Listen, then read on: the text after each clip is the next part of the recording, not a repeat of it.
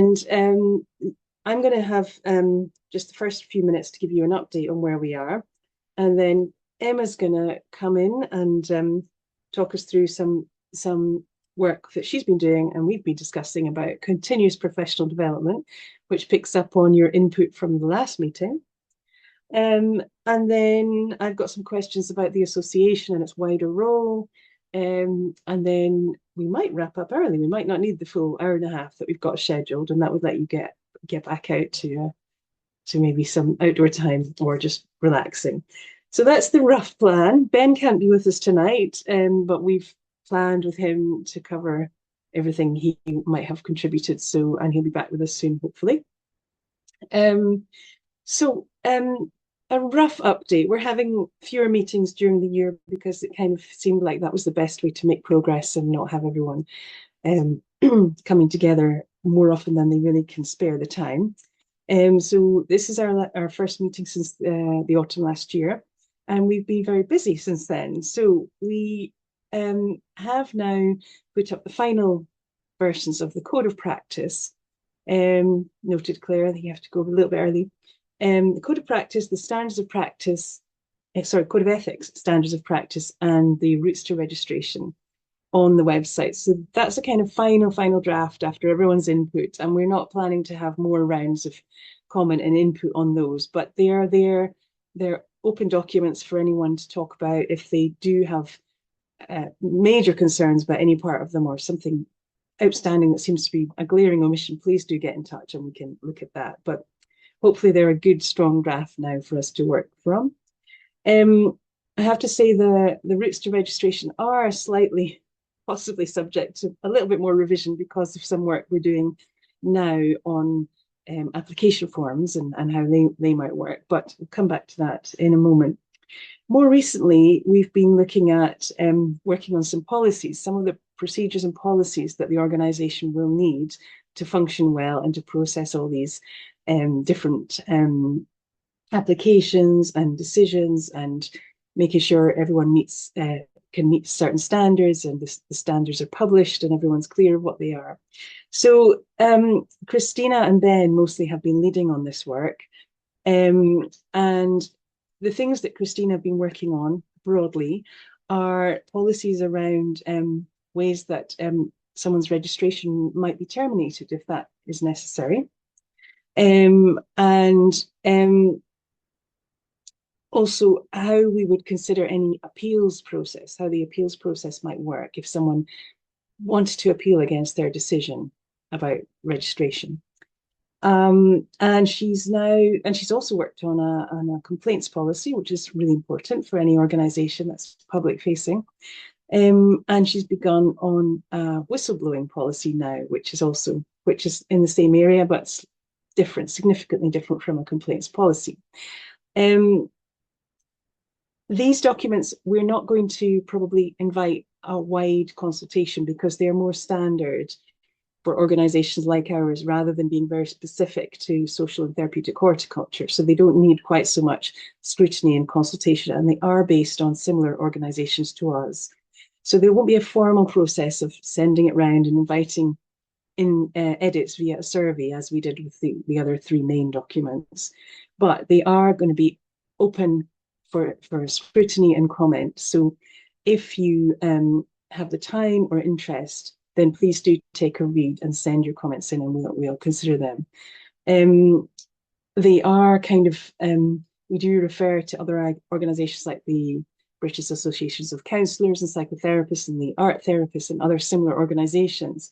So they are in the same vein as those policies, and hopefully they're therefore not wildly negligent of any particular area or wildly demanding, but they are, of course, open to comment. And this is a democratic process, so your comments and consultations is welcome, but slightly less of a heavy consultation process. The work that Ben has been focusing on are policies about safeguarding, data protection, equalities, discrimination, and inclusion, and privacy, and a sort of governance framework. He's been looking at how might this organization be constituted when it's finally up and running and a thing, an entity in its own right. So he's been working on those. I'm not sure they're ready to actually go on the website yet, but we're getting there, would you say, Christina? Yeah. Is there anything you want to add, Christina? Because I may have slightly glossed over some of the actual titles of those No, examples. not glossed over. Just the competencies are also on the website. That's the other How could I pillar, isn't forget? it? The So competencies yeah, are also, it's a significant piece of work. yeah. And I just want to say, in relation to the complaints, it's about the integrity of the register and about public protection and our duties towards the public. So, if heaven forbid, a practitioner was not working well and safely with somebody and someone wanted to complain about that, if we're going to maintain a professional register, we need to have a mechanism whereby that is considered and fair to all parties and that kind of thing. As Fiona says, that's not unique to STH, obviously, but it's important. So that's what's meant by a complaints policy. Whereas whistleblowing is if somebody thinks that the association itself is making a muck up of stuff and not doing things right. So that's the distinction between those. And as Fiona says, if we don't want to land those on people for consultation because everybody has better things to be doing, I should think. But that doesn't mean don't. It means if you are interested, then please, yeah, do get in touch with me. Happy to share them, happy to have input. You're very welcome. Thanks, Fiona. Thank you. Christina's done a power of work on these documents, which I don't think the Trellis staff would have had the knowledge to lay them out in the detail and legal robustness that you have. And I should just say that I don't want to play down the importance of these policy documents by saying that they're less STH specific. They are very necessary, and they are. We're working on a standard that's enough for them to be legally watertight and rigorous, but proportional to the size of the organisation and the job we have. Alison, I think you wanted to speak, so why don't you unmute? Yeah, sorry, just very quickly to say that Ben had sent me a couple of I think the data protection and the privacy, and I said I would review those. I've been away for a few days, so I haven't done that yet, but that's on my list to do, and obviously I'll feed back to him before. So I don't know when you were hoping to get those uploaded onto the website, but yeah, he's waiting on me for that, but he knows that. That's fine. Thanks for agreeing to look at them, and no there's problem. no rush or big imminent deadline. You can breathe easy. Thanks. Going back to the routes to registration, I mentioned that the review work that Emma and Christina are doing on those. So those are the ways into the ways in which you might approach registration. You might come in through 3 different channels broadly. This is the colored document that's on the website with these 3 different brightly colored channels to try and capture all the ways in which we think people might approach registration. These each need a slightly different application form, so people need to be asked to provide evidence of their experience and qualifications and make their application for registration in an appropriate way, depending on their background and experience. And so inevitably, by trying to create fair and efficient and effective application forms for each of those routes, Emma and Christina are coming up against things they may want to tweak or clarify in the routes to registration. That's not to say anything material or major is changing, but there are small edits being made as we go along. So as ever, those documents are publicly available, and any changes and latest versions will be available on the website and open to consultation. So there's nothing that you won't be made aware of, but that's just part of the process. But we don't feel at the moment that it's such a significant change. We want to send them round for another round of consultation. And some of you might just give up the ghost if we did, I suspect. So that's a quick roundup. And, if anything occurs to you as we go, please just put comments in the chat or raise your hand and ask about it, and we'll try and cover that. I hope that sounds like progress. It certainly has been quite a lot of work, and a lot of reviewing amongst the group, and it's slow progress. We haven't got funding, so we're trying to fit this in among the work of running the two charities. So it would be faster if we got funding, and there are a couple of funding bids in, so we've got everything crossed that those come off and allow us to move maybe slightly faster. But anyway, we are still, I feel that the team are still achieving an awful lot despite all these other workload constraints. So we have begun to look at CPD, continuing professional development, because this has come up as something that's going to be important to maintaining your registration year on year. And it's important for any practitioner, especially in a therapeutic profession, to keep their skills and knowledge up to date. And so we did ask you for some ideas about this at the last meeting, and that wasn't all in vain. We have then taken those ideas and begun to sort of digest them, I guess, and think about how we might respond to those and how they might shape the work we're doing. And so that is going to take us to Emma's presentation, because she's tried to distill what we've been thinking about in relation to what might be a sort of continuous professional development, what it might look like for a registered therapeutic horticulture practitioner. And I did omit to say something that I see Christina's just put in the chat, that for the application forms, we will be seeking volunteers to help us road test them. We won't just suddenly open and say, right, there are the forms, please fill them in. So that's an important point. Thanks for pointing that out, Christina. So stay tuned for that. Anyway, over to you, Emma, if you wouldn't mind sharing your slides and taking us through what you've been thinking about CPD. Yeah, no problem. Thanks, Fiona. Fiona, can you keep an eye on the participants just in case anyone comes into the waiting room? Thank you. Right, I'll just share my slides.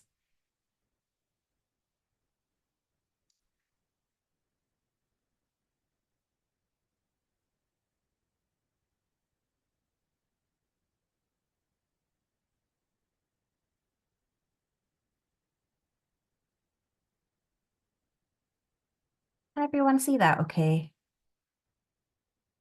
I can't see faces, so I'm going to let Fiona tell me if you can see it all right. Yes, we can. Okay, perfect. Great. Well, it's really nice to see you all. I do recognise most of the faces in the room, but if we haven't met before, I'm Emma and I work with Trellis. So I'm the Training and Standards Officer, so I do some work around the association and the register, and also do training for practitioners and a bit of front-facing therapeutic horticulture sessions as well. So yes, it was just to catch everybody up today, I guess, on the practitioner competencies and how they link into the discussions that we were having last time around continuous professional development, or CPD. So we did have a working group that worked alongside Ben to develop the practitioner competencies. So thanks again to everybody that worked on that. And as Fiona mentioned, they're available on the website in the usual place, and I'll show you where that is in the next slide. So last time we discussed CPD, we were talking more about potential areas for CPD and how we might go about recording CPD. And you can watch that back on the Trellis YouTube page. There's a particular list of videos that are all from the previous professional development forums, so you can watch last one back if you would like to. And there's also a summarised note of each of the forums, again, on the usual page, so you could just have a scan over that if you don't want to watch the whole video. So today we're going to be thinking a bit more about how the practitioner competencies might link into CPD and what CPD requirements the association might have. And we're going to have a think about some examples of professional development and what people might do if they're feeling that they have areas for development, and how they might look at the practitioner competencies as a way of guiding them towards what areas they might have to focus on in terms of their own professional development. So just a little reminder there in the top right of the first statement in the practitioner competencies. So it says that they outline the skills and abilities that social and therapeutic horticulture practitioners need to fulfil their responsibilities safely and effectively in line with the practice standards and code of ethics. So if we want to join the register, we'll have to show that we meet the practitioner competencies, but we'll also want to make sure that we're continuing to meet them throughout our work by carrying out continuous professional development. And that will help us stay up to date and make sure that our practice and our sessions are good quality and that we're keeping people safe and well. And so we can use the practitioner competencies to help us assess areas that we think we might have for development. So if you do want to go and have a look at them, you can go to the Trellis website, and then up in the top bar, there's a drop-down menu called Learning, which will allow you to click on Professional Body. And then just a little bit down that page, there's a Practitioner Competencies is in bold. You can click on that and it will give you the PDF. So you could save that or just read it on the screen or print it out. And that gives you the practitioner competencies that Ben and the group developed and that were sent out for consultation previously, for you to start having a look at them and thinking about any areas that you might be wanting to work on. Okay, so last time we talked about what CPD is, and I know that everyone comes from all sorts of different backgrounds, and this will maybe have been a big part of people's previous work, or it might be something that people are very up to date with in their current work. So I'm not going to go into lots of detail now about what CPD is, but we did talk last time about how it doesn't necessarily need to always be training. It could be shadowing, it could be reading, it could be research, it could be visiting a project or a garden. But we are working on guidance for the association for CPD. It should hopefully be a nice, short, succinct guide that helps people know what it is they need to do to keep up their registration. And last time we talked about how people might want to record their CPD. And we also talked about how there might be a requirement to complete some essential training, such as potentially safeguarding. And then the other CPD you might want to do will depend on your own needs and your own practice. So you'll be able to see from your own practice or your own interests or things that are happening in your sessions, what areas you might want to focus on. And you can use the practitioner competencies to have a look at areas you might want to focus on as well.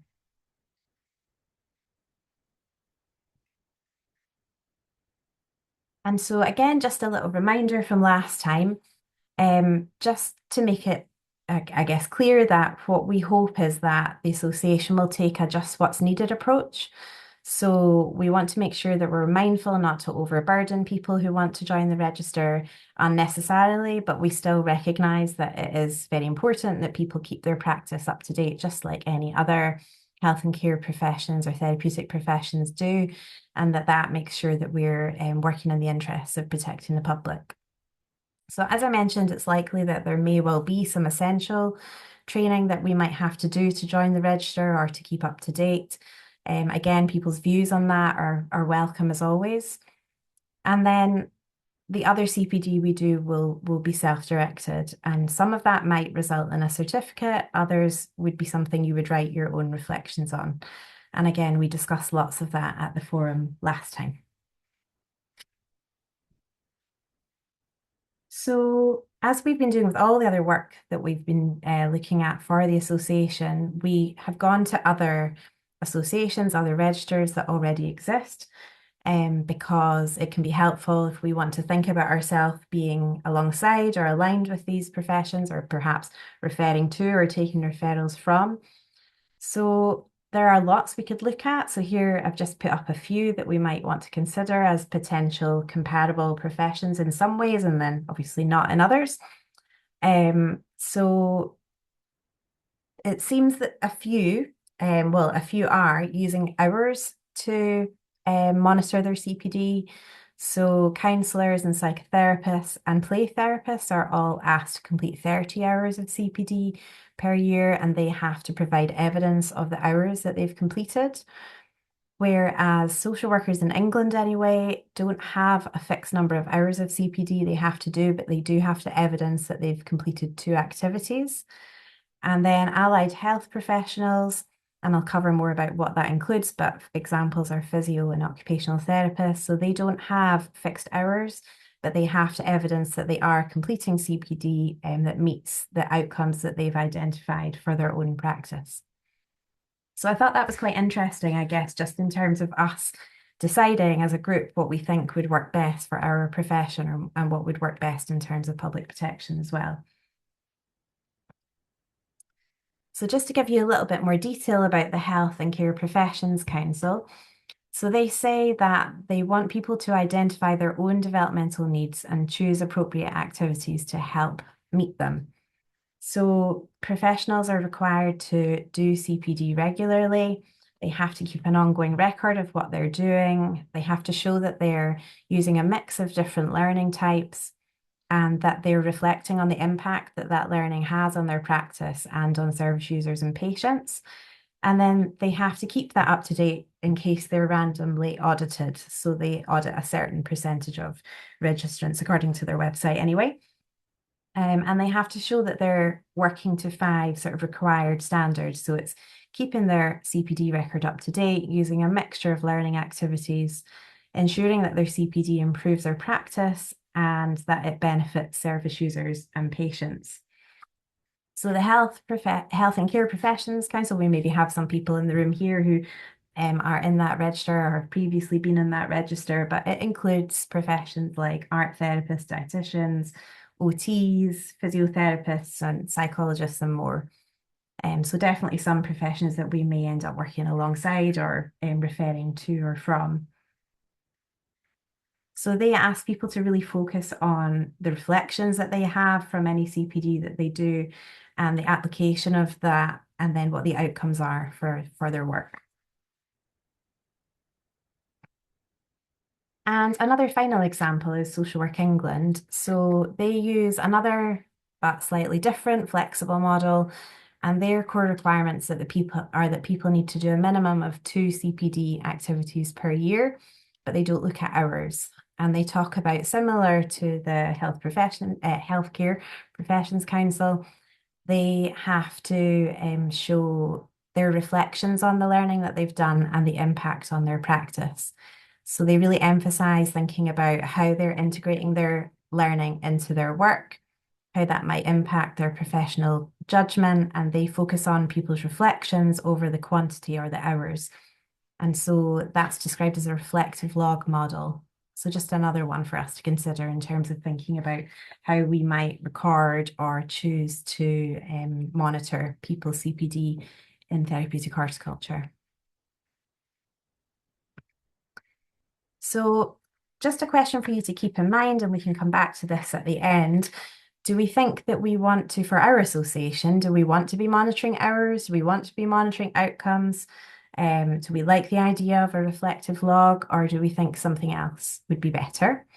And just when you're thinking about that, if you can try and keep in mind what is important to you and the development of the profession in general, because this is something that would impact anyone that wants to join the register and stay on the register. So I'll come back to those questions at the end. And we just thought it would be helpful. I know that some people will be very in the habit of doing CPD and tracking their CPD, and then others might not be getting the opportunity to do that at all. Very dependent on the setting that you're working on or whether you're self-employed, and we know that some training obviously costs money.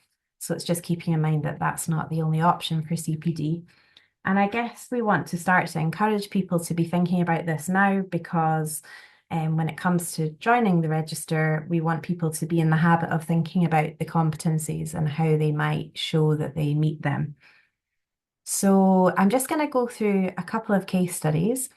So this first one, they're sort of imaginary, sort of me thinking of places I've worked or people that I've worked alongside or practitioners that I've talked to. So this first one, I'd like us to imagine that the setting is a community setting and it's a therapeutic horticulture group for people experiencing anxiety and depression, and that the practitioner there is noticing some disengagement and some overwhelm from the people who are coming along to the group, and that they start to think about their own developmental needs, while looking at the practitioner competencies and thinking about what it is that they might want to focus on to see if they can try and improve those aspects of their sessions. So to begin with, they're assessing their developmental needs and they're thinking about what it is they want to try and change. So they decide that they would like to be able to respond to distress more confidently, to adapt their activities in real time according to how people are presenting that day, and to improve the emotional safety of participants. And they're also looking at the practitioner competencies, and they decide that the one that's really jumping out at them as an area they would like to develop is the area. So all the competencies are divided into areas. So the area is managing relationships and maintaining a positive social environment. And then within that area, there's a list of more specific competencies. So they focus on understanding how unmet needs can influence client behaviour, the importance of observing behaviours and potential triggers. So they think that that's something they would like to feel more confident and perhaps find some training or other opportunities in relation to. So they have a think about different options for them. And so for some people, it might be about looking for things like trauma-informed training that they could take part in person, locally, or online. It might be that they have the opportunity to take part in supervision and they can discuss what's coming up in those conversations and reflect on them and write that up in their CPD record. Or it might be that they know of another project where someone's providing some high quality sessions to similar types of people, and they're able to go and observe the sorts of strategies that person's using and reflect on their observations of that visit. So as we said at the beginning, it doesn't always have to be training and certificates. It can be other ways. And so then they would be reflecting on the changes that that's made to their practice, and they'd record that in their CPD.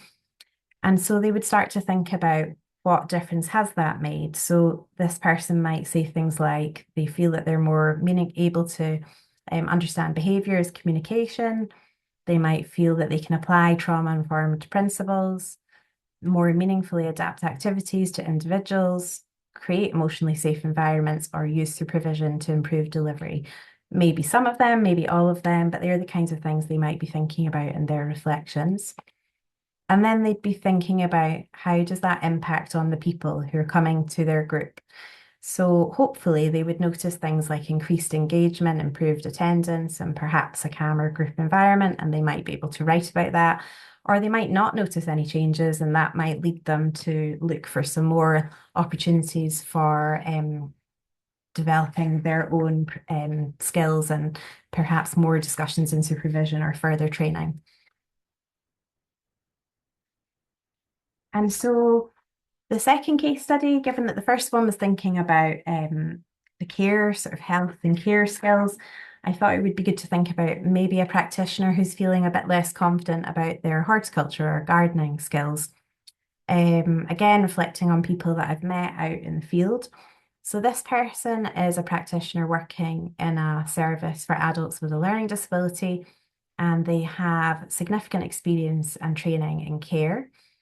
They have done horticulture training and their horticulture knowledge is good, but they are working in a different geographical area now, and they're finding that their gardening sessions are not resulting in planting success. And they're not used to gardening in that particular climate or that particular soil type. I'm sure we've all got experience of that. I certainly have, having moved to the coast. So again, they'd be assessing their developmental needs. So they'd be thinking about things like wanting to improve their horticulture knowledge, particularly focusing on the conditions in that project. Feel more confident gardening in that climate or that area, and be able to identify plants that are suitable to that environment. So in terms of the practitioner competencies, the first area in the practitioner competencies is using appropriate horticulture knowledge to practice social and therapeutic horticulture. And then F within that list is gaining and maintaining knowledge of the relevant horticulture skills needed for the programs being delivered. And again, that's something I can reflect on, having gardened in different settings where maybe different types of growing are happening. I did a project in a dye garden not too long ago, growing all sorts of plants for natural dyes, which wasn't something I'd done before. And so that was an area that I needed to develop some knowledge and skills in. So that's what this person decides to do. So again, they're looking for different options and opportunities. So they look for some horticulture training, which is available at their local plant nursery. They go and think about working alongside a practitioner who's gardened in a similar setting in that area for quite some time. Or they might go to visit a local garden at an open day and look at how the planting has been adapted, take photographs, take some notes, and think about maybe incorporating some of those planting ideas into the project that they're working in. And so after carrying out one or some of those activities, they feel a lot more confident gardening in that setting, and they feel that they can list several plants that would be suitable for that environment. They can talk confidently about the soil and the climate and the conditions and how that might impact their plant choices. And they've been able to apply that learning to the gardening activities they're doing in that setting. And so that then, as I'm sure everyone can imagine, has a positive impact on the sessions that they're providing. So people engage better because activities are successful, and that then has a knock-on impact on attendance. And the group environment starts to feel more positive as the people that are taking part feel that their confidence is building because their gardening is going well. And the practitioner feels that they can integrate the environment, the climate, the soil into the therapeutic goals of the people that they're working with.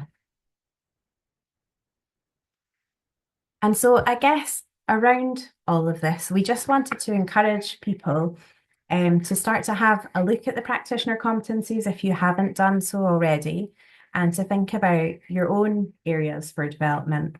It might be that you're already doing this and you're already taking part in CPD when you can, or it might be that if this is something you think you can start to do.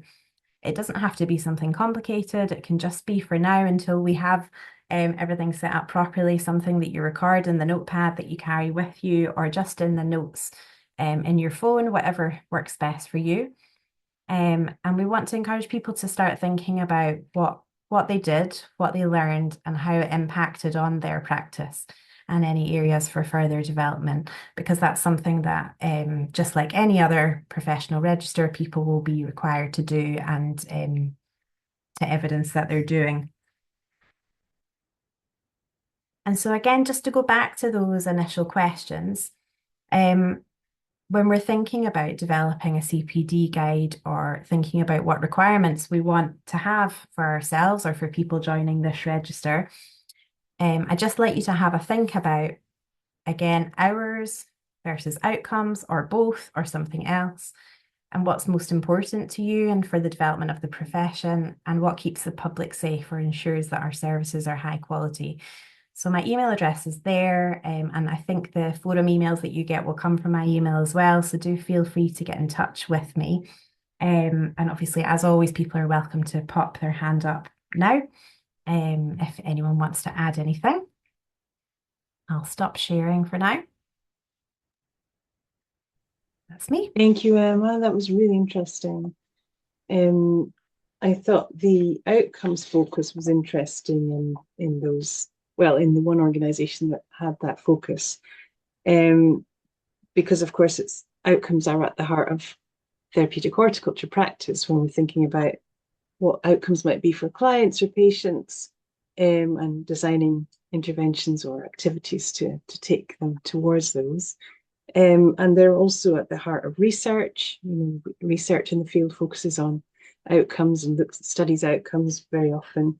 And in many other workplaces, whether they're in sort of the corporate world, looking at appraisals or public sector, and of course, orthodox or more conventional medical treatments, they're measured, of course, and they are, I suppose, the litmus test of whether something's had any kind of effect or not.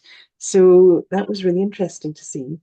And I suppose there's a danger with an hours-based system that people just go through the motions and don't consider the impact.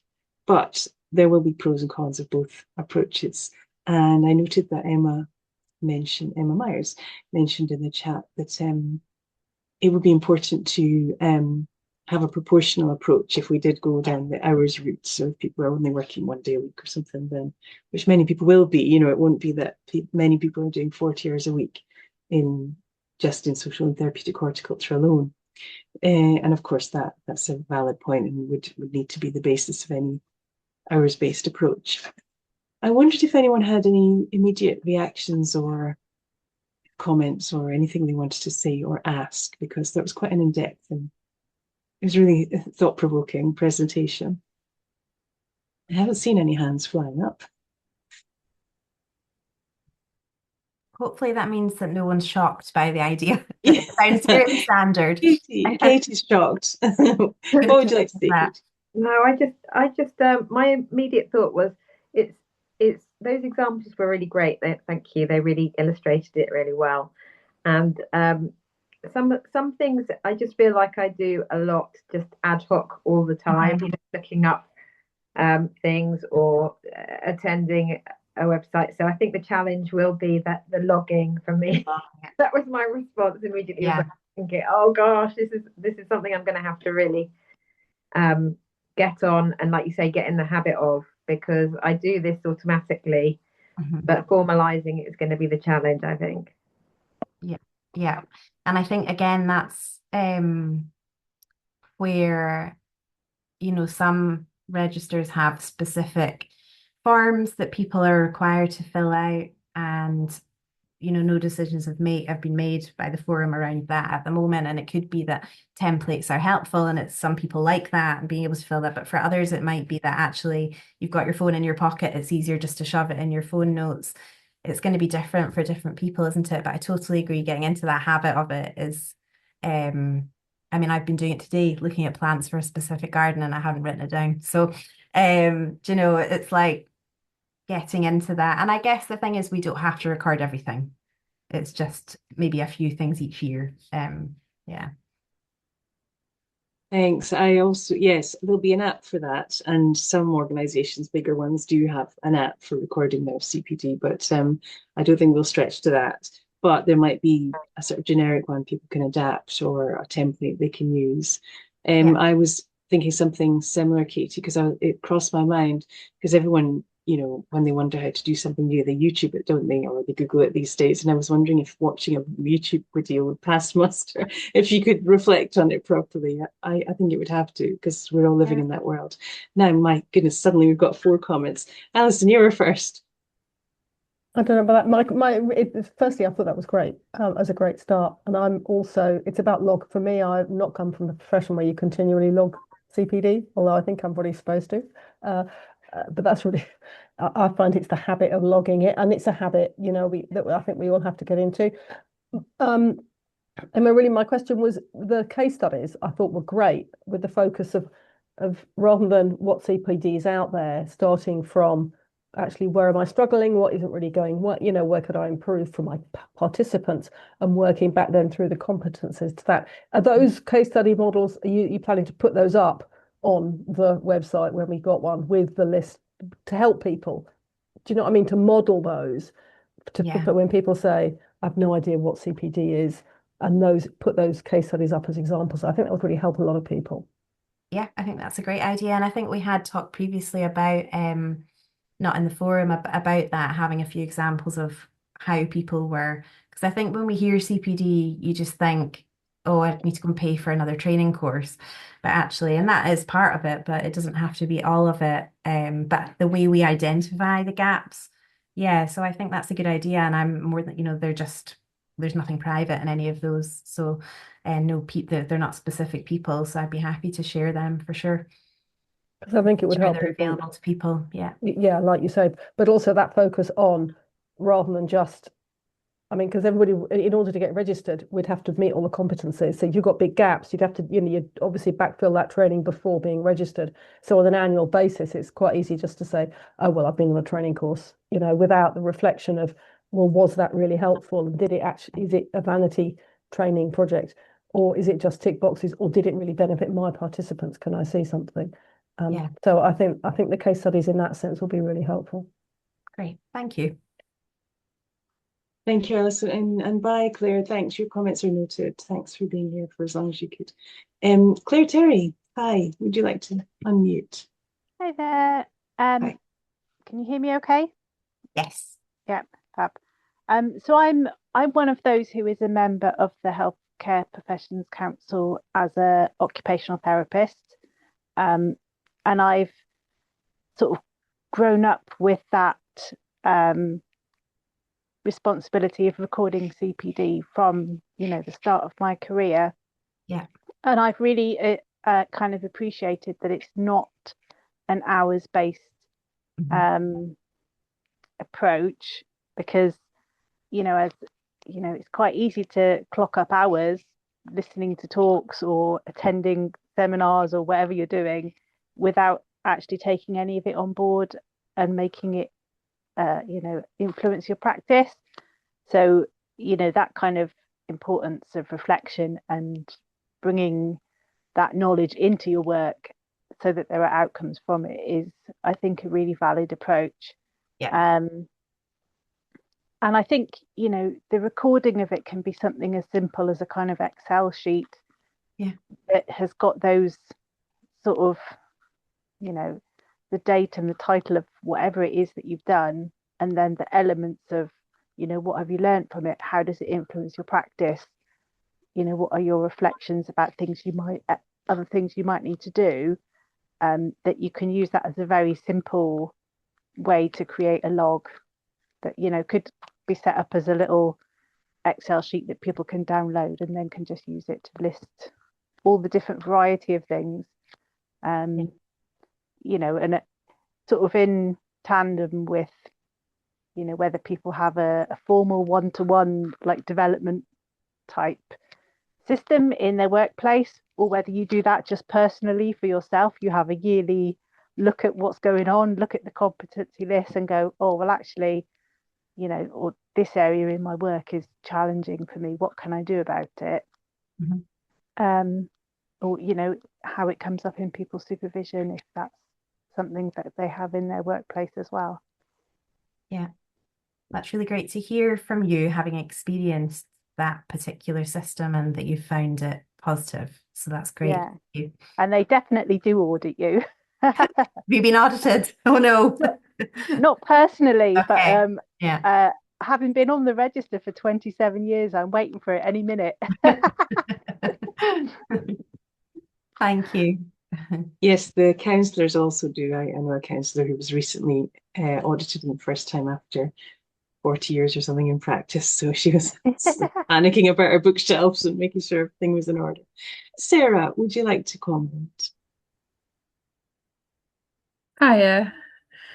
It was just really to, well, two things really, was about recording your log. I keep a diary of what I do at work, and I've always got like a to-do list. So it's quite, if you just, you're busy, and I do forget to do like a log type thing, but I just find that really helpful. So somebody might find that helpful as well. Yeah. And then the other thing, because I am employed, and like before it was said about supervision, so we scrutinise what I need to develop so then we can choose what I need to do more. Maybe that's more of a structured way of doing it. And also what we've decided to do, the organisation that I work for, is we actually have an annual, I don't know if they call it an annual leave day, but it's like a training day. So you get one day a year, so that maybe that's 7 hours, and you've got to do that 7 hours, but you get a day off from your work to do that. But you can do those 7 hours whenever you want throughout the year, or you can have a day off to do 7 hours at home, or if you've done it, spread it out through the year, then you get a day off. So it's just that was just one idea that we do at the people that I work for. And my battery's about to die as well on the laptop. Oh, well, thank you. I'm glad you managed to Okay. add that Thank before you. you get cut out. That's really helpful, and I think it's great. It's just everyone has their own way, don't they? So having that diary there with you, that makes complete sense. And I love that you get a day timetabled in for your CPD. That's brilliant. And I'm sure it really helps to keep it in focus. Yeah, really interesting to hear about that, Sarah. I hope your battery does last. Maybe if you go off video, it might string it out a bit longer. But yeah, very interesting to hear. And I think, yeah, having good structured supervision, if it works well in your organization, is really going to be part of that, hopefully. Thanks for that contribution. Emma Myers. Hello. I am also HCPC registered, and I'm with the Royal College of Occupational Therapists, and we launched they launched a jazzy app called CPD Me, and I have to say, I personally have not found it useful at all. So, whilst lots of money can go into developing these great tools, they really aren't for everyone. And I think what's been lovely about this part of the conversation is that everybody's brought in different ideas that they use. And so us being able to model that then to say, here's a notebook format, here's a Excel spreadsheet format, and always kind of extending inclusion and thinking, how, because this isn't something that I can really do as an OT, but how could we capture material visually as well? The before and afters of pieces of work we've done, and then a piece of writing about that. I'm just so thoughtful that we live in such a read write focused world, and if you've got any kind of disability or difference about you, that can be really challenging. So creating ways where we can augment with other types of tools is going to be super useful for people that are super creative and are able to draw beautiful things and do that kind of learning.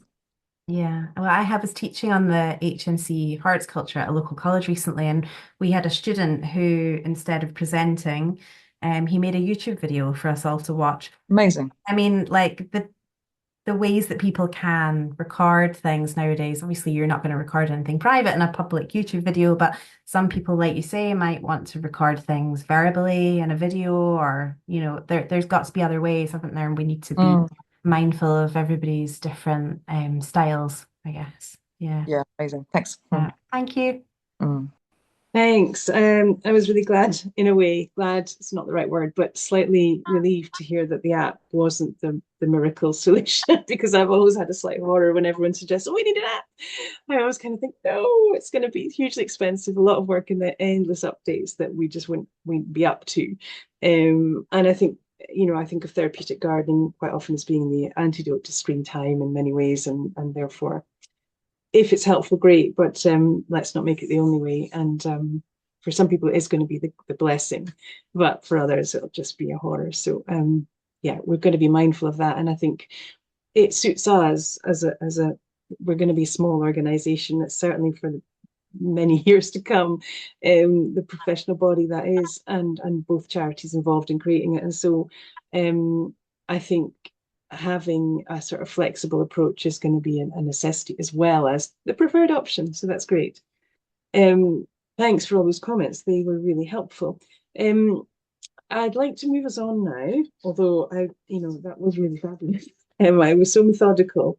The case studies in particular, really logical and helpful for people to think, in a very clear way about what are they struggling with, where does that relate to the competencies, and what therefore might I need to fill that gap and help me out. So yeah, very successful. Thank you. And I think we've covered most of the comments in the chat. The others were broadly supportive of this approach, a flexible approach, and just along the same lines as most of the comments we heard from verbally. So that was great. So just for the last little stretch of the meeting, or maybe for just a shorter time than that, I wanted to just get your thoughts about the broader role of the association in the future. How do we see it working? We are obviously very focused on its basic purpose, which is to create a register, a basic register I keep using the word basic, but it's not really, it's quite complicated. But the essential heart of the organisation is creating this register where it's a voluntary register, but it will register practitioners who meet certain standards. And we've all collaboratively agreed these standards and the code of ethics and the competencies that lie behind them.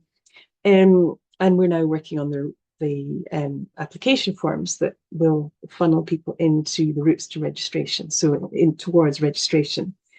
So that's all great, and I think we're all agreed and we all understand that the central purpose of the whole organisation, the professional association and the register, is for public protection, and to increase accessibility for the people who could benefit. So that's the whole idea, and that includes and involves, of course, setting a standard, a quality standard of practice for public trust, for the safety of beneficiaries. Essentially, it's not essentially an organisation to promote benefits for registrants in the same way as a syndicate or a union might be, like shouting for practitioners' rights and better pay and all that. We hope that will come, but that's a secondary benefit from having this register. But what else would you like to see? What would incentivize you more to join the register? There may be possible add-ons. We're sort of working towards the very core thing, which is the register. But are there other things you are hoping it might bring? And for example, we've looked at some other organizations, and some of them offer, for example, they approve training courses for practitioners, qualifications that other universities or other institutes may want to offer, and say, yes, you meet or you don't meet the standard. Some offer potentially discounted insurance, to deal with an insurer who understands this practice in this field. If people meet the standard, then that's safer for the insurer, it's less risk, so they can get a discount. Some, this may not be appropriate at all for therapeutic horticulture, have an associated searchable directory where people can give more details of their practice and be hired in a way. It's more appropriate to counsellors who tend to be a small business or a practice that's somehow commercial, and maybe not as appropriate to a lot of people in our field. But you can imagine you might want to say a bit more and have your own website. So that's a possibility, possibly not. And maybe there would be a newsletter about registration related themes or to do with standards and so on. And possibly, when we were talking now about CPD and ways of capturing that, there might be a networking role, although Thrive and Trellis especially run networking events about general practice and how you're getting on and what you do at your project, all that sort of nuts and bolts of practice. But maybe to do with registration, there might be a need for some networking around those issues to do with logging your CPD and standards and all of that. I'm not promising that we could do any of those, or indeed all, but of course they would come with possible changes in the price. If we wanted to have add-ons, then we might need to charge more for the annual registration or for the application fee, and then any annual ongoing fee. So it would be really nice to hear, because lots of you here might have different concepts of the association that we're not aware of, or maybe we're all completely on the same page. But it would be really nice to hear people's thoughts about that, so that we keep building the organisation in a way that suits everyone's aspirations. Sarah, you had your hand, your little yellow hand stuck up for since the beginning, actually. So can I hear got your a bit excited. Please do. That's great if you're excited about all this stuff. Yeah, I just think you mentioned about the networking, and I think when you are hosting a gardening session or a gardening group, you get lots of challenges and different characters, etc. So it's nice to be able to talk to somebody who is doing a similar job to yourself, and it could be for challenges. If you had a challenging situation and you want to talk it through, or it might be ideas, like, so with the case study, the participants were not engaged. So sometimes it's nice to talk to others about how they've overcome it, etc. And I find that you can do this on like LinkedIn and whatever, but I just find more, even if it is a Zoom call, if it's face to face, people don't misinterpret what you're trying to say.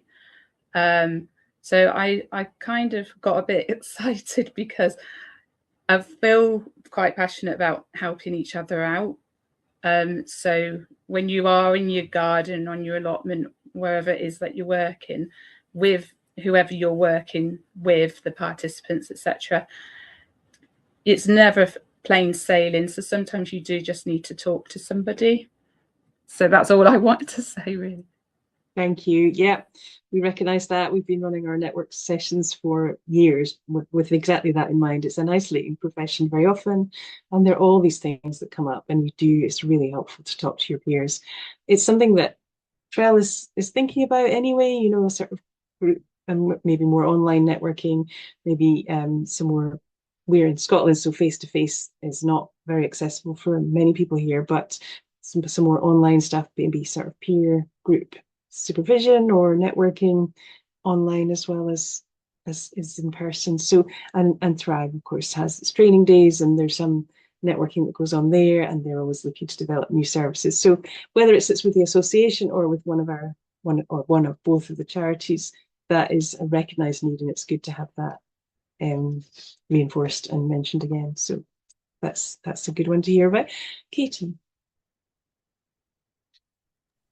Yeah, I definitely thought immediately when you started talking about incentives, I did think about reduced training fees, and I know that Thrive has Growth Point that would be great to have reduced membership to that, that's the sort of CPD group that Thrive set up.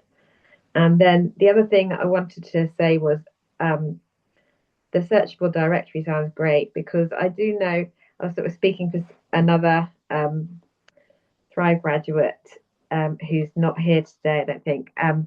She's in Wales, and she's really in competition. Someone set up in a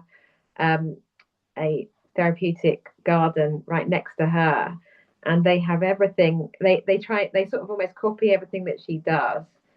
And it was quite a problem for a while that she couldn't really advertise that she had the full training, and that therefore that was her USP sort of thing. So it would be quite nice for some people. I think it would be really, really nice to have a searchable directory, just to show that sort of quality mark almost that you could put on your website. Thanks, Katie. Yes. Well, the register should do that. The register will be a directory of people who've met the standard, and it should be publicly available and searchable. So you should be able to say, I'm a registered practitioner, and have the logo, I think, at the very basic. But the additional thing we were thinking about is maybe a bit like the counsellors directory, where you can actually click through to their website, or say, introduce yourself and say the specific groups you work with and that sort of thing. So, I mean, there are different levels of the same thing, but at a very minimum, the register should give people that mark of quality, so they can say, look, this is what differentiates me from my competitors. I mean, that's one of the reasons Trellis, Thrive, and the professional body exists, is because there are lots of people claiming to be practitioners in this field with no training, with no concern for standards of practice, and there are also people offering training that is supposedly horticulture therapy or therapeutic horticulture with no real credentials to back that up or experience. And so we did want to make a standard of practice and quality to differentiate, and to do that from the network of practitioners, so that it has everyone's blessing and is built on what people know in the field is necessary to practice safely and well. So hopefully that will become less of a problem as this association gains ground. But that is a point that keeps coming up, that getting it to be seen and known and valued and have that standing is going to take time. So that what we would really like to see is that it's a requirement for getting a job or a referral. People are going to know about it and say, but is this person registered? And then therefore, people like this competitor project who has presumably no real credentials, begins to lose out and thinks, oh, well, maybe I'll go and brush up on my CPD and get some qualifications and get registered because, I'm losing out here, and I start to understand why that is a problem. So yes, there's the register, and then there's a sort of incremented version of that where I'm trying to sort of describe the difference in the British Association of Counsellors basic registration. So you get your number, and then their kind of searchable counselling directory where punters or clients can go and find a counsellor, and they get a chance to say a lot more, their photograph and their website and whatever they want. So that's an additional paid for benefit in that case. So it's a question of whether, we possibly wouldn't have the capacity to offer that from the start, but just to get people's ideas of what would be the important priority things to offer, if anything on top. So let's just take a quick look at these new comments that I've seen popping up. The power of the collective, really important, and mental health risks for practitioners in lone working situations. So an endorsement of that, networking or being together through the association, of course, really important. Some specific benefits for registered practitioners as well as benefiting the public. That's fine. We can certainly work on that, and it just needs to be costed. It needs to be that we can afford to do it and that we have the capacity.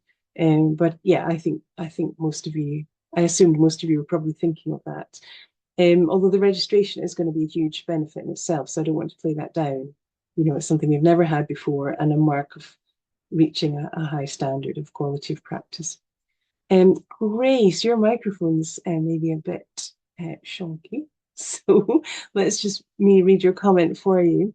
It might be helpful if there's a way to identify geographical location, area of practice, so registers can contact one another for networking on a one-to-one level. Rather than it being organised centrally via the central charities, Trellis and Thrive, who don't always have the time to attend everyone's needs. Absolutely. Our directory does have that on our website, and Thrive doesn't have that at the moment. We need to update our data, so it's not all up to date. And of course, it's mainly Scotland. And Thrive is possibly thinking about that, I think. So we can certainly make Ben aware that that's a need or a wish. That was always our intention with our map and directory, was that practitioners could contact each other. And even through our query service, sometimes we'll say to people, we know someone in your area, or we know someone who's done exactly what you want to do with this client group, or has faced the same difficulties as you have. And then that allows people to help each other, because we don't know all the answers, and the network is the strength. The network of projects out there can help each other. The practitioners can help each other, and we have a collective knowledge that's many times bigger than what any single organization can hold. So yes, that's important, and I think that would be easy enough to do once we have the database of registrants. Christina, connected to the register, an idea that the registrant will be able to put the logo of the association on their own website and materials. And that logo would convey I'm on the professional register. So yes, that mark of being a registered practitioner should be available to everyone. But and that's exactly how many of the other organizations do it. But recognition of the logo, because there are so many logos out there, will take time. So we'll all need to keep on that, working on that promotional side of things to attain that. Kudos. Grace, again, we also had a system in a previous NHS trust I worked for where individuals could identify if they were willing to offer supervision for others. Now, that's an idea we've had a lot. And it really depends on people having the training or experience to be supervisors, and the time, and like you say, the inclination. So that's really interesting that you bring that up, because we can see the need for that, and we would like to get to that. Whether it's Trellis that does it or eventually the association, it's great to hear that would be helpful. Paul, collective supervision, great. Offering from Trellis to Thrive. It's a big outlay for our organisation, but we believe it's critical for our 13 practitioners. Wow. And support staff. Yeah, that's really interesting, Paul. It might be nice to hear more from you about that. I might contact you about that if that's okay. Interesting to hear that. And Julie, a longer term opportunity could be to have organisations registered too. Yes, this has come up as well. There could be situations where an organisation is asking a practitioner to work in a way that isn't consistent with their practitioner registration, and this would help with confidence in referrals. Yeah, that's a really interesting one. Partly because in our network in Scotland anyway, there are so many different organisations. So you've got vast NHS trusts, you've got tiny little third sector organisations that are just about constituted, but there's one employee and a volunteer board, or not even an employee, just a freelance worker on sessional basis. So that is a tricky one, but Thrive did used to have a sort of quality mark for organisations, and then the Green Care social farms and community gardens have a kind of green care type organisational quality mark, but it isn't really specific enough for practitioners in therapeutic horticulture because it applies to community gardens and social farms and so on. It's quite broad. But yes, that's a really interesting one because an organisation needs to meet certain basic standards in order to be a good employer to a practitioner, and that makes the practitioners ability to practice in a good standard and keep their registration up to date and all of that so much easier. So that's a really interesting one. Paul, thanks for your email address. I will note that and maybe talk to you a bit more about supervision. So any more hands still to go up or last minute blazes of inspiration? Or are we all getting a bit tired by this stage of the evening? Emma Myers, and then Alison. Now in the kitchen. Hello. I was just going to say that I think, we know that green care is rising up the agenda. We know that, the NHS, for example, one of the 3 pillars of kind of, the 10-year plan is about prevention, preventative healthcare, and that certainly the work that we do has a strong space in that. I've got a very close friend who is the lead of Capital Growth in London, which is London Food Growing Network. And we are constantly having conversations about the fact that the provision is there. People want to send people to social prescribing, but actually they don't actually want to fund it. And I think that's really fun. Sorry, my dog's now drinking loads of water and being noisy. But I think that's really fundamental in this collective as well, is that we say, actually, we are really experienced, we're really professional, we're really educated practitioners, and we're not just kind of like, making mud pies basically on a Tuesday. We've got real value here, and we deserve funding, and we deserve that direction of support from these huge kind of institutional organizations to value us and value what we're doing. Sorry, again. Thank you, Emma. Wow. Yes. No, you're right. And I've been making this argument actually to audiences of medics and also policy people, ministers and politicians, that therapeutic gardening could be at the heart of pivoting to a preventative system because people stick to it. The side effects and risks are negligible. People then, by sticking to it, which they don't do to many regimes, adherence is low for lots of different interventions. They then pivot to a more preventative friendly lifestyle, and therefore we see people needing fewer appointments with GPs at A&E. So you get all those benefits of social prescribing plus the sort of green and nature on top, those special benefits. So I am making that argument, and I mean I see medic audiences nodding away.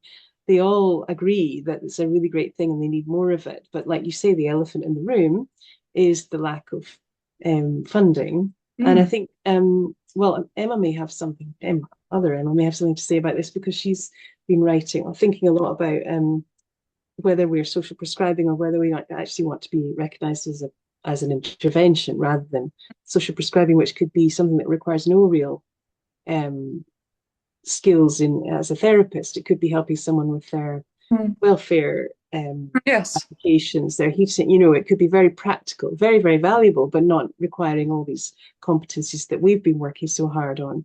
So yes, I don't know, Emma, did you want to add anything? Yeah. Yeah, My colleague Emma is specifically. hi. I think it's come from, so I've been delivering sessions in a health centre in Scotland for the last almost year, taking referrals from GPs, and we've got, we got some external funding to do that, so the funding hasn't followed us yet, but Yeah. and we work alongside some social prescribers, and I think the practice still struggle to sort of see the difference, but they're finally starting to get to understand now that people aren't coming to us and just gardening. Do you know, there's more going on than that. We're thinking about their long-term strategies for this particular group. It's Yeah. depression and anxiety. So there's such an overlap, isn't there? Because there is the social element to it. That's one of the main it's a huge aspect of therapeutic horticulture, the social side. And I see that for this group, it's been probably one of two top of the list things that people say. I'm with other people, I'm lonely, I'm isolated, and now I'm with other people, I've made friends, whatever it might be. But there's more than that. Like us as practitioners have had to hold that group of people with all these different needs. And we've not just had a nice time gardening and then said goodbye to them. So Yeah. it's yeah, it's definitely just the things that come to your mind at whatever time when you're in this developing profession. But that's been on my mind a lot recently, is that kind of overlap between us and the social prescribers, that sometimes we are social prescribing, sometimes there's more than that going on. It depends on the group as well, doesn't it? What the outcomes are for people. Yeah, but we're talking about, quality provision, aren't we? Yeah. Quality provision. And by delivering quality, we have to be respected. And that means that then sorry, Bruce is just being extra noisy. Then we're just, we're standing in a different space, basically, as opposed to, again, this conversation I have with my friend at Capital Growth. Everybody just wants to refer everyone to community gardening and tie it all up in a nice big bow. And, that's the end of it. And actually, there's a huge associated cost with that. And, we need to advocate for ourselves, basically. Anyway, thanks. Thank you. Thank you. Alison, did you still want to say something? I do. Firstly, I agree with all of the above, which wasn't what I was going to say. Originally, I was going to. My first point is around the organisation, like organisational quality and registration and things like that. I think that's a thing. It's a really important thing, but I don't think it's what personally. It might be the next thing, but it's the participants register.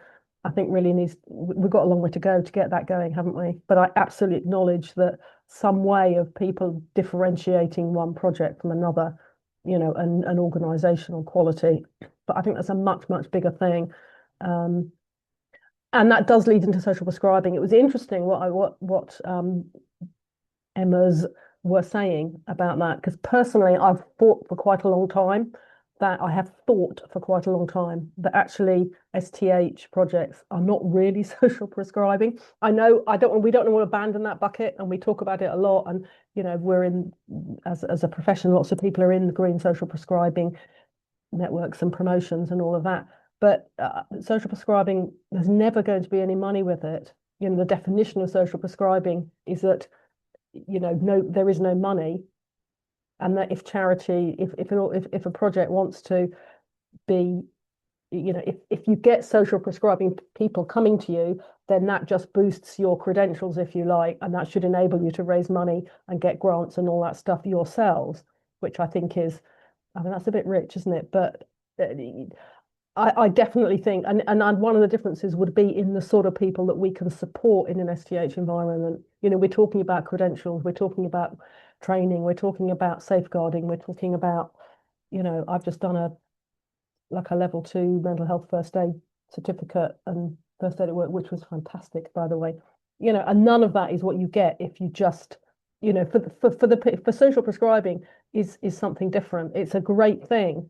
But if you match the patients, if you want to call them that, for participants to the organisations, it's a great thing. But I think a lot of STH, exactly what Emma said, is really rather different from that in terms of the people and their abilities and disabilities and capabilities that we are able to support. So I would say, yeah, one of the things that it would be good if the organisation could do, and I am getting to the point here, is actually to promote and advocate for. I mean, I know, Fiona, you do a lot of this stuff, talking to governments of various, nationalities and whatever. But I think potentially another strand to the bow of the association would be this sort of advocacy.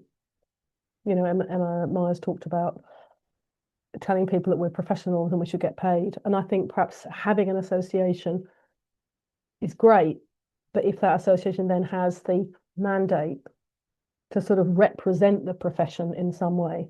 I mean, there are other groups, and the Chartered Institute of Horticulture, and there are other groups that do this. But I think if the association had a mandate to sort of advocate for STH, and that would help us then not abandon social prescribing, but definitely be a different bucket. Yeah. Yes, it's a really interesting area because, like you say, people have talked about the fact there's no funding for it for a long time. And, it's great to study the benefits and show its profound impact. But if there's no money for that, then we're not really valuing it. We're saying it's great that it has an impact, but part of the appeal for people referring to it is presumably that it's cheap stroke free. It's only free for the people doing the referring. I mean, the definition of social prescribing, if you read it, I mean, I read it quite recently from somebody issued a report on how great social prescribing was. And, when I thought, well, actually, let's go back and read the original documents and the NHS documents and whatever. Yeah, there is no money. It is about referring people onto existing services in the community. No money follows the referee. Yeah. Yeah, which is possibly not where we aim to be. It's certainly not where we want to be, is it? Although I think we do want to be able to take social prescribing referrals in the mix, in the matrix, if you like, because in some cases it may be appropriate. But yeah, we need to be very careful that it doesn't devalue the practice overall and create an impression that this is something that can be had for no investment and doesn't, if we say that if we offer it for free or for cheap, then we're basically saying that there's no real investment required, and therefore devaluing all the investment of training and quality, meeting quality standards that we're talking about here tonight. Yes, and also it doesn't want to be only through social prescribing. I think that's the other thing. Yeah, exactly. Somebody might be referred to an STH project through social prescribing, but that's because that project has funds from somewhere else, and that's a special case. It isn't another person who just could benefit from a community gardening activity or could benefit from joining a running group. It is somebody with quite specific needs. Yeah. For a specific reason. And I think that's where STH needs to differentiate. Yeah. And I think part of the problem we have is that many projects will feel that it's a real accolade to receive a referral from a social prescribing referrer, and therefore feel that they're being recognized for the standard of their work. And that's partly because we are so niche and not well recognized yet.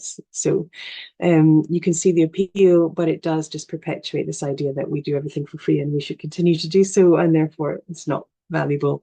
If we can have it for free, why would we pay for it? It clearly doesn't have that much value.